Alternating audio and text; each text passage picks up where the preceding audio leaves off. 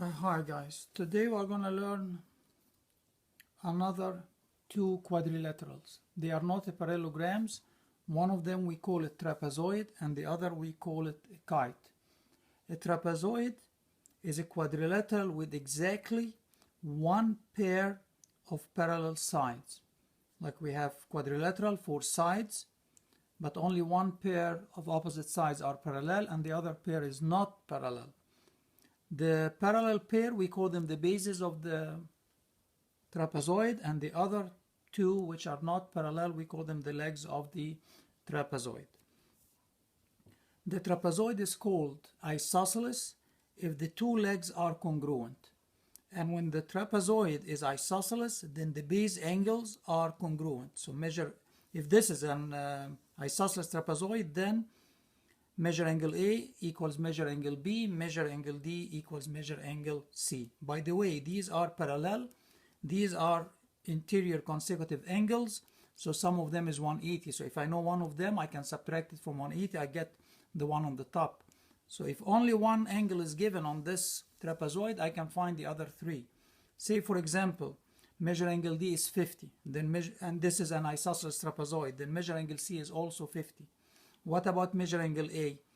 50 plus what is going to be 180, 130. So now we know that measure angle A is 130 and measure angle B is 132 because it's an isosceles trapezoid. Now we have another theorem for the trapezoid. If a trapezoid has a pair of congruent angles, like if I know that measure angle D is congruent to measure angle C, then this trapezoid is an isosceles trapezoid. So if measure angle D equal measure angle C, or they are congruent, then ABCD is an isosceles trapezoid. Number 3.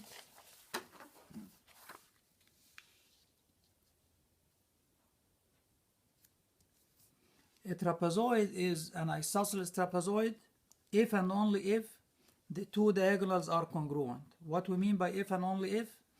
Like we can read that statement either way. ABCD is an isosceles trapezoid if and only if. You see this notation? This means if and only if the diagonals are congruent. Meaning, if it's an isosceles trapezoid, then we can make a conclusion that the diagonals are congruent. Converse, if the diagonals are congruent, then it's an isosceles. Now we have one more property, or one more thing. We call it mid-segment theorem of a trapezoid. If we have the midpoint of this leg is N and the midpoint of this leg is M, then when I connect the two midpoints, that's what we call mid-segment. The mid-segment of a trapezoid is always parallel to the other two bases, and its measure is half the sum of these two bases. Like I add these two bases, I divide by 2, that's going to tell me exactly how long is that mid-segment. So MN as a mid-segment is going to be parallel to segment AB, is going to be parallel to the other base DC. How long is MN? I add AB plus DC, and then I divide it by 2. So this is DC. And then I divide by 2. Now, what is a kite? A kite is a quadrilateral which has exactly two pairs of consecutive congruent sides. But the opposite sides are not congruent. Like these two sides are consecutive, they are congruent. These two sides are consecutive, are not congruent. But the opposite sides are not congruent. Then we call it a kite.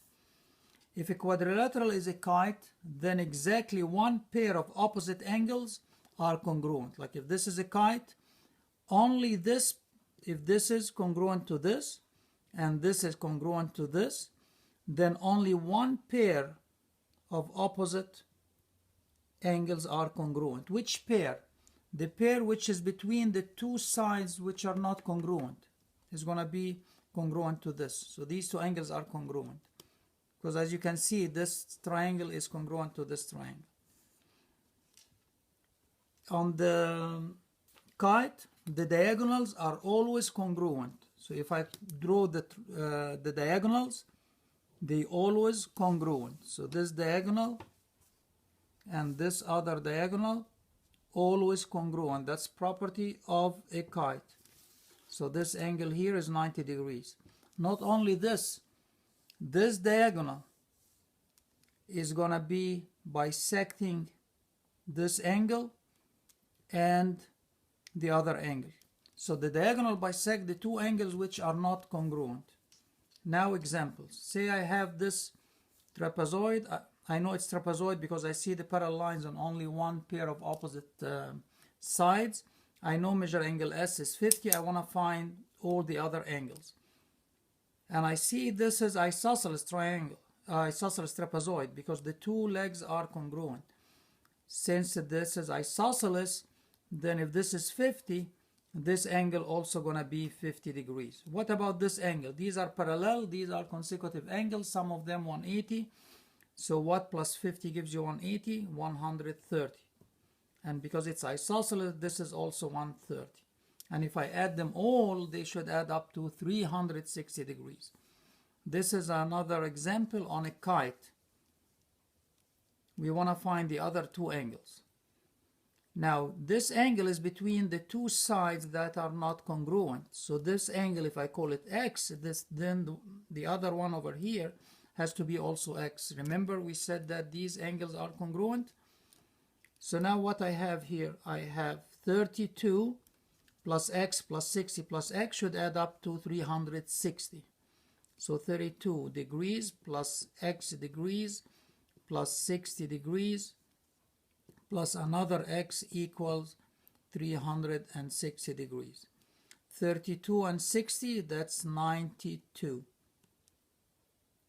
X and X, that's 2X equal 360. Then 2X equals, subtract 92, subtract 92. 360 minus 92. So 2X equals 8, 15, that's 6, 268. Then X equals, divide by 2, 134, 134 degrees. I hope I did the math correctly. Now here is another two examples on the trapezoid. This is a trapezoid because these are parallel. This base is 4, this base is 10. M is midpoint of one leg, N is midpoint. We want to find this. What we call this? Mid-segment. How long is the mid-segment? Have the sum of the two bases. So Mn equals 4 plus 10 divided by 2. 14 divided by 2 equals 7. On this example, same thing. We have a mid-segment Mn, but we know this time we know it's 7. One leg is 9 and the other leg is X. How can I find the other leg?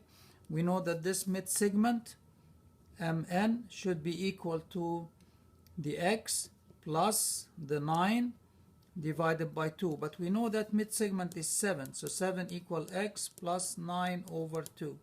I want to get rid of the division by 2. So I multiply everything by 2. 2 times 7, 14. And this 2 is cancelled, equal X plus 9.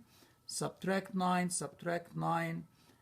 X equals 5.